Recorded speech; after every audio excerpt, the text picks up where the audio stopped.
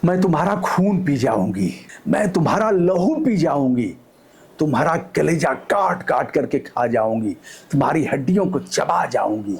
उसके हाथ में कुल्हाड़ी थी, शरीर पर मामूली वस्त्र, कभी अर्धा नग्नावस्था में हो जाती थी तो कभी निर्वस्त्र भी हो जाती थी। उसे शरीर पर धारण किए गए वस्त्र का ध्यान नहीं था।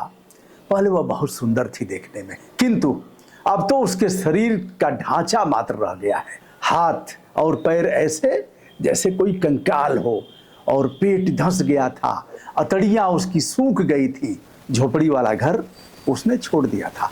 खेत खलिहान, जंगलों, नदी नाला एवं शमशान घाट पर वो घूमती रहती थी।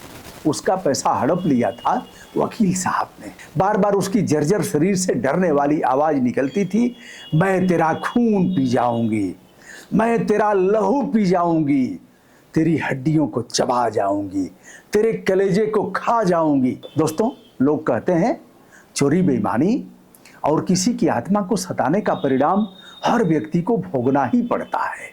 अगले जन्म में भोगेगा, वह जन्म जन्मांतर तक भोगेगा, किंतु कुकर्मों का दंड तो इसी जन्म में व्यक्ति को भोगना पड़ता है। विधवा क्यों खून पीना चाहती थी और पूरे परिवार को उसने कैसे बर्बाद कर दिया। बर्बादी का आलम जो है उसे सुन करके आप कांप जाएंगे कि विधवा की आह, गरीब का किया गया शोषण किस प्रकार अतड़िया फाड़ करके निकलता है। हम बात कर रहे हैं महान कहानीकार कालजीवी मुंशी प्रेमचंद द्वारा लिखित मार्मिक कहानी गरीब की हाय। कहा गया है अवश्यम मेव भोक्तव्यम, कृत कर्म शुभाशुभम। अपने कर्मों का दंड अवश्य भोगना है, अपने कर्मों के आधार पर जो भी है। गांव में मूंगा नाम की एक विधवा अपनी झोपड़ी में रहती थी, अकेले रहती थी। उसका पति बर्मा की काली पलटन में हवलदार की लड़ाई लड़ने के दौरान शहीद हो गया था। अब मूंगा विधवा हो गई। सरकार की ओर से मूंगा को मात्र 500 रुपये मिले थे। कितने मिले थे? मात्र 500 रुपये। उन दिनों 500 रुपये बहुत होता था। 500 रुपये रख करके लगा कि जीवन का निर्वहन हो जाएगा, कुछ मेहनत मजदूरी करूंगी, जीवन कट जाएगा।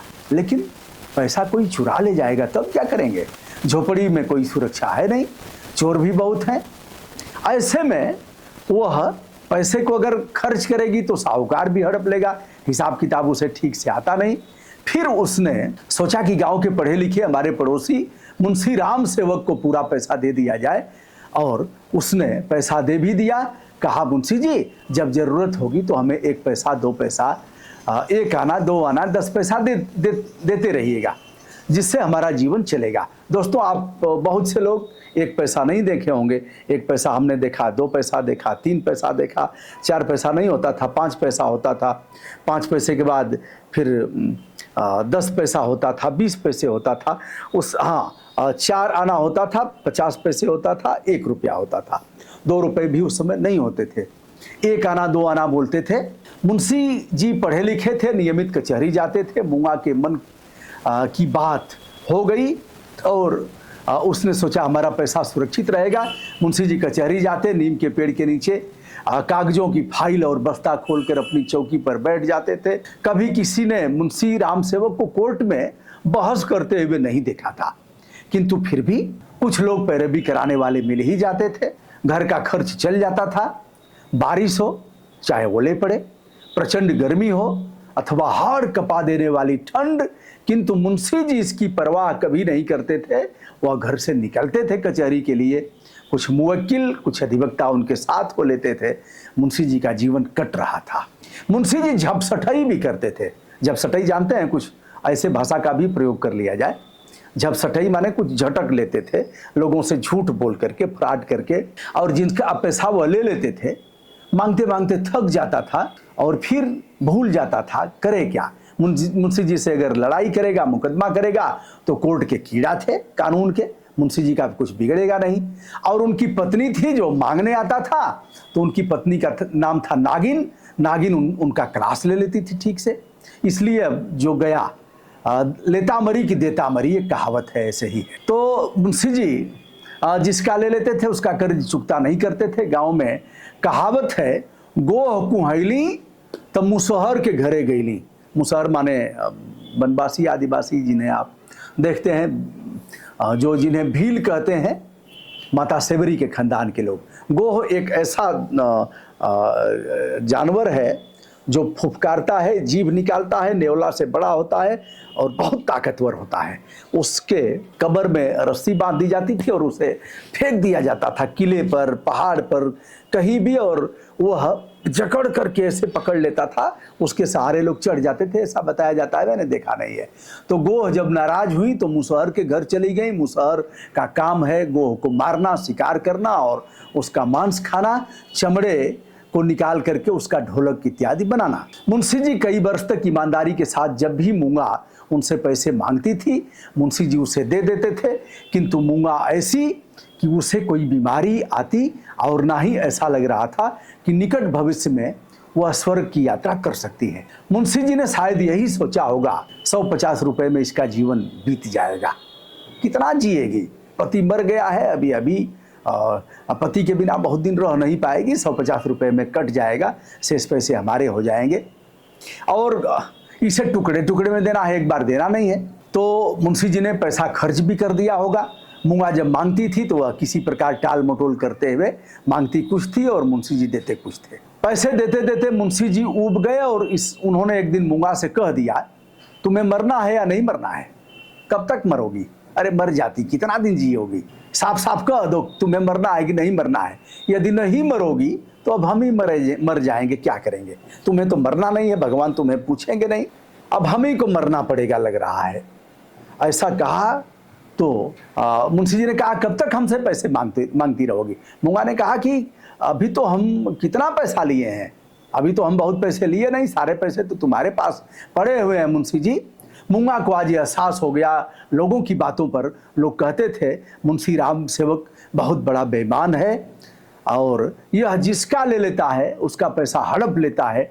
आज उसकी आंखें खुल गई थी। कहा मुंशी जी हमारा हिसाब किताब कर दो। मुंशी जी तो उसका चिट्ठा पहले से ही हिसाब किताब का तैयार करके रखे थे, दिखा दिया, देख एक पैसा अब तुम्हारा बकाया नहीं रह गया है, जो मैं दे रहा हूं वह मैं दया दृष्टि दिखाते हुए तुम्हें पैसा दे रहा हूं। अब मूंगा का होश ठिकाने आ गया, मुंशी जी का हाथ पकड़ा बहुत तेजी से और पकड़ करके छोड़ती ही नहीं थी। कहा अभी मेरे 250 रुपए तुम्हारे पास हैं, 250 रुपए तुमने हमारा लिया है, 250 रुपए, यह पूरा का पूरा हिसाब है, 250 रुपए दो। मुंशी जी छुड़ाना चाहे हाथ, लेकिन छूट नहीं रहा था। अंत में बेचारी करे क्या? थाना पुलिस जाएगी, वहां मुंशी जी से पार पाएगी नहीं। कचहरी के कीड़ा पहले से ही थे, अधिवक्ता थे, भले ही उनकी वकालत नहीं चलती थी। अंत में एक रास्ता रह गया था, पंचायत का। मुंशी प्रेमचंद जी लिखते हैं अनाथ लोगों का क्रोध पटाखे की आवाज है, अनाथ लोगों का क्रोध पटाखे की आवाज है, जिससे बच्चे डर तो जाते हैं लेकिन उसका कोई असर नहीं होता। कोर्ट कचहरी तो मुंशी जी के हाथ का खिलौना था, असर नहीं होगा। अब पंचायत पर भरोसा था, पंचायत बुला ली गई। पंच परमेश्वर के आगे मुंशी जी ने भावुक होते हुए मार्मिक रोल किसी सधे हुए कलाकार की तरह करते हुए कहा, भाइयों आप लोग सत्यपरायण और कुलीन हैं, मैं आप सभी का दास हूं। आप सभी की कृपा, दया और प्रेम से मेरा रोम रोम कृतज्ञ है। आप सभी पंच परमेश्वर हैं। क्या आप लोग सोचते हैं कि मैं इस अनाथिनी विधवा स्त्री के रुपए हड़प गया हूं? इस मार्मिक प्रश्न के उत्तर में लोगों ने कहा, पंचों ने कहा, नहीं नहीं नहीं नहीं मुंशी जी, आपसे ऐसा नहीं हो सकता, आप ऐसा कैसे कर सकते हैं? राम सेवक ने फिर भावुक और मार्मिक तरीके से पंचों की तरफ मुखातिब होकर कहा, यदि आप सब सज्जनों का विचार हो, आप सभी इस निर्णय पर पहुंचे हो कि मैं रुपए दबा लिया हूं, तो मेरे लिए डूब मरने के सिवा और कोई उपाय नहीं है। मैं ढनादित हूं नहीं, ना मुझे उदार होने का कोई घमंड ही है, पर अपनी कलम की कृपा से, आप लोगों की कृपा से किसी का मोहताज नहीं हूं। क्या मैं ऐसा ओछा हो जाऊंगा कि एक ऐसी विधवा, अनाथ विधवा का रुपए बचा लूं? पंचों ने एक स्वर में फिर से कहा, अरे नहीं नहीं मुंशी जी, ऐसी बात क्या कर रहे हैं, आपको कौन कह सकता है, आप जैसा व्यक्ति और ऐसी बेईमानी करेगा? मुंशी जी कह रहे हैं मुंह देखकर टीका काढ़ा जाता है। पंचों ने मुंशी जी को छोड़ दिया। अब विधवा बिचारी करे क्या। पंचायत उठ गई। मूंगा ने आह भरकर संतोष कर लिया। मूंगा ने कहा पंच लोगों पर भरोसा था, भगवान के स्वरूप यह लोग माने जाते हैं, लेकिन इन लोगों ने भी न्याय नहीं दिया। हे भगवान अब क्या करें। आह भरकर कहा अच्छा मुंशी जी, यहां तो हमें न्याय नहीं मिला, न्याय न मिला ना ही सही, किंतु वहां बचकर कहां जाएगा, चल वहां भी तेरा पीछा करूंगी। गांव में अब मूंगा का दुख दर्द सुनने वाला कोई नहीं था।